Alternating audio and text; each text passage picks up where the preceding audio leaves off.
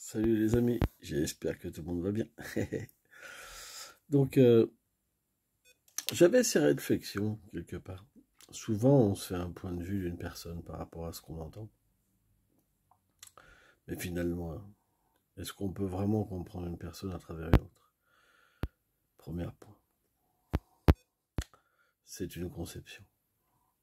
Et est-ce que la vérité chez cette personne, elle est véritablement ce qu'une autre, elle a perçu? Ça, c'en est encore une autre. Et donc, quand on entend quelque chose sur quelqu'un, on le voit. On se dit, ouais, il est vraiment comme ça. Puis la moindre truc qu'il fait, dire, oh là là, oh, il est terrible. Et là, oh là là là là. Alors que finalement, la personne, elle peut simplement vouloir le bien de tout le monde. C'est simplement que on a entendu quelque chose sur elle de la part de quelqu'un qui pouvait être envieux, par exemple, de ses qualités. Pourquoi? Parfois, les dires des autres peuvent être aussi vrais, et parfois ils peuvent être faux.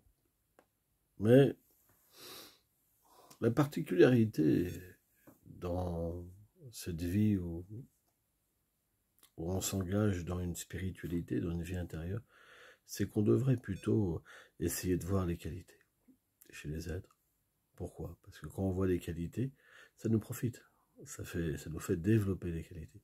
Quand on voit des fautes, finalement, on nourrit nos propres fautes à l'intérieur de nous-mêmes. C'est pourquoi je pense qu'il est essentiel de faire la part des fautes, la part des choses. Pardon. Et même si quelqu'un a des défauts, est-ce que nous-mêmes on est parfait? Non. Personne n'est parfait. C'est pourquoi on doit devenir expert à se nourrir de belles choses. On prend l'exemple de l'abeille, c'est quelque chose qui est assez courant. L'abeille, elle se pose que sur le nectar, alors que la mouche, que sur le caca. Même s'il y a du nectar, elle préfère le caca.